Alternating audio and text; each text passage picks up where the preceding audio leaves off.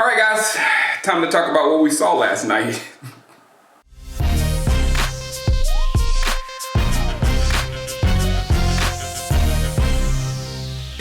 Okay, all right, my impressions. Time to go deep into what I saw after, thinking about what I saw and looking at it again and listening to other comments and things of that sort. This year, 2020, it seems to me a transition year to 2021 into what we're going to do in 2021 because, sometimes when a change in coaching staff happens, the team either goes up or down, and it depends upon the talent that's there in the team. Like sometimes a new coach, like McVay, a new coach will come onto a team that's just loaded with talent, and then they have some kind of cool plan to do with that talent until the other team figures out what they're doing, and then they can stop it. Sometimes that happens when you have talent. Unfortunately, we do have elite talent in Dallas. Easy. We have elite talent in Dallas. However, the talent that we have on the offense and defensive lines are not good. And when you don't have talent right there, you're not going to be able to do the running. Even though Zeke looked better than we've ever seen him start a season, by the way, I'm just going to throw that out there. But you won't be able to do the running, and especially not the passing, especially not the deep passing that we want. Why are we throwing the ball deep?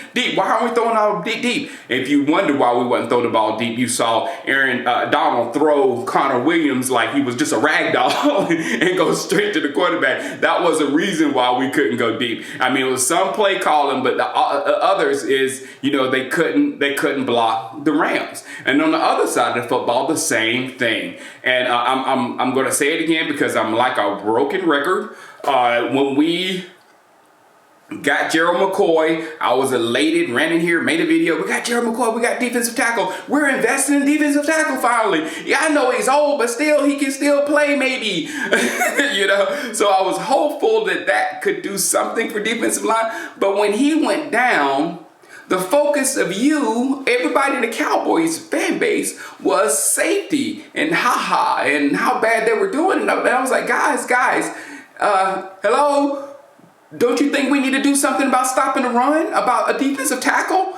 And everybody, I guess this goes with modern day football. Everybody just loves the wide receivers, and everybody loves the quarterbacks, and everybody loves the defensive backs that can ball hawk and all that kind of stuff. But it is the offense and defensive lines that give these people the opportunity. There will be no ball hawking if there's no pass rush. You must have a pass rush to get the ball to go out erratically. And when the ball goes out erratically, then the Hawks come out. The Hawks can't come out if Jared Goff is in a pocket like this.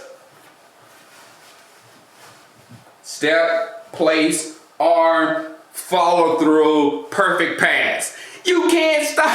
There's no way you put your defensive backs in such a bad position. They can't do anything back there. So we're going to have to, in my opinion, the only thing that we can do in Cowboy land to win this year is just lay those weapons out on everybody. Just Zeke and Pollard and throw the ball. CeeDee Lamb and Murray Cooper and all. Just start throwing and just running the most exotic plays. You know what I'm saying? Just be uber aggressive. And even if we get down a couple of points, it doesn't matter because we have a quarterback that can throw the ball for 5,000 yards. We got receivers all over the place. We got a running back. We can score on you if we just get aggressive. That's the only thing I can think. Because if we play this conservative football, we're going to end up at the end of games where either our wide receiver has to make a crucial catch, our quarterback has to make the perfect throw, and even if those two happen like they did last night, then you can get a stupid PI call and blow the game for you. Or you know what I'm saying? When you play that conservative ball, it comes down to one or two things that you lose. So I don't know what to do, but I'm telling you, with with the things that we're missing now, the hurting offensive line and the current holes, especially right there in the middle of our offensive line. Another thing I said over and over and over and over, everybody was hype over Jarwin. I was hype over Jarwin. But nobody even cared about the depth behind Jarwin. And that was another thing I brought up. I was like, we need another tight end. No, we don't need another tight end. Just comments. No, we're good at tight end. We're good at tight end because you're just thinking about Jarwin. Why do we like Jarwin so much? Think about it. Why are we so excited that we got Jarwin? Jarwin's going to do good. Why? Because he was quality depth behind Witten. He was quality depth. Now with Jarwin, we needed quality depth. And you saw our depth last night at tight end. And that's what we're moving forward with. The tight end is absolutely no threat in the run game and no threat in the pass game now. So what do? Load up with wide receivers, single back, put Pollard out there, and just quick passes and get the ball out of Dak's hands fast and all that kind of stuff, because that's the only way you're gonna do it. There's not gonna be any time in the pocket for Dak to go back and wait for Amari Cooper to get way down there and throw. That's not gonna happen. We don't have the offensive line protection for that. So it's just in my mind, this seems like a totally transition year. And you can flip that and look at the Redskins. I laugh when the Redskins beat the Eagles, of course, or whatnot. But the Redskins are the opposite of that. They were a talent. You don't know this until you get a new coach, really. You don't know how really talented you guys are, because we had guys working in the schemes before, and we had it working. But when we took the schemes away, the guys were like, now we got to do another scheme, and they couldn't do it. Now, when you go to a team like the Redskins, who didn't just get a free agent from here, a rookie free agent from here, or a 6th round pick from there, or a 5th round pick from there, and use them in a perfect specific way for your defense, they didn't do that. They went and got monsters that you just can't stop. And they got monsters in the middle of defense, and they got pass rushers like you would not believe. They can just throw pass rushers at you like that. So when we go up against Washington, you're going to be going, oh man, Dak, oh man, Dak. You know why? Because Dak ain't going to have no time. Ain't gonna have no time. So we're gonna have to figure out some way to be able to block teams that are gonna be coming at us that's gonna be actually better than the Rams. The Rams had one monster, but there's more teams out there. And then on the defensive side of the ball, the same thing I said last night after the game is the Rams will probably be 24th, something like that, in rushing in the NFL toward the end of the year. I tell you right now, the Rams will not, and you can put a pin in this, and if they are, good. Wow, they're going to surprise me and a whole lot of people.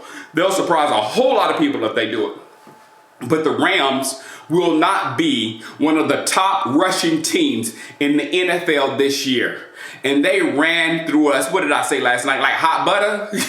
They ran through us like nothing. And I don't see any thing that we can do to plug that thing up. And then again on the defense, we'll bring up another injury with LVE. I said on the video earlier that I wouldn't even fool with LVE in 2020, and that's when we thought we didn't know really what was going to happen, if it was going to have a season or anything. I was like, I really wouldn't mess with LVE that much until 2021. And right now they say his injury isn't season ending. It should be season ending.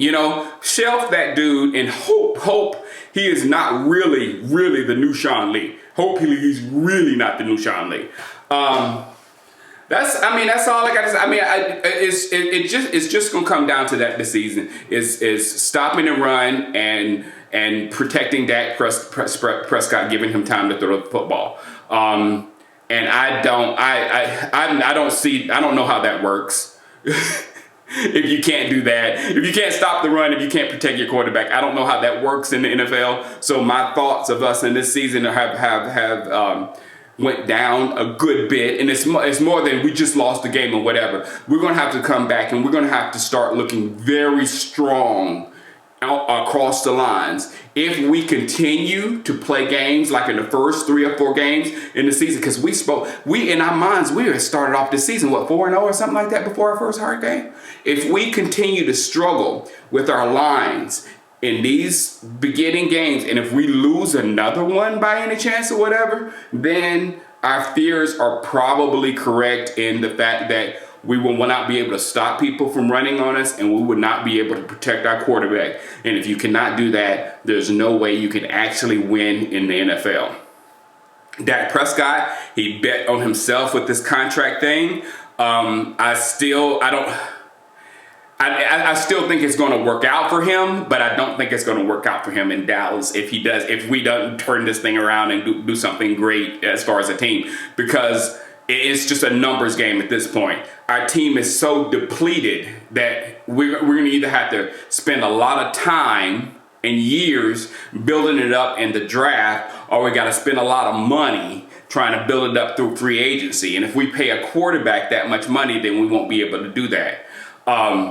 I'm a huge Dak Prescott fan, but my hopes of him staying with us is just like starting to depreciate, because it just won't be a smart financial decision by the Dallas Cowboys if they don't have a quality football team out there in the field. And that's just bare numbers right there. And if you can go get a quarterback, like you can go get a Jalen Hurts or a quarterback in the draft or whatever, stick him back there and start building around him with that, then it could be something else. So, but don't worry about Dak. Dak will still, he's made his money. He's made his money. If he hits free agency, he's going to get paid what a quarterback is going to get paid. I'm just a fan of his, and I hope this thing works out. I really, really do, because I'm on the side of Dak, Zeke, and either CD or whatever receiver is going into the future. That is my mentality for the future.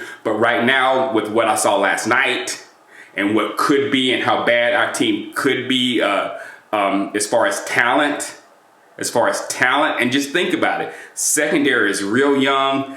Not much talent back there at all. Linebacker, we have Jalen Smith now, only person that has some kind of talent, and he gets on half of you guys' nerves. Then you go to the defensive line, and you have DeMarcus Lawrence, who, if I could had a nickel for every time I had a comment that said DeMarcus Lawrence is on a milk carton, if I had a nickel for that, then I'd be able to do anything this morning. So those things are in my mind this morning, and I'm just hoping the next game that we see, it changes my views and all that kind of stuff. But again, I have to see it in real-time action before I think it. And right now, what I saw last night, we could not stop the run. We could not protect our quarterback. And you cannot win in the NFL. All right, guys. Holla at you. Peace.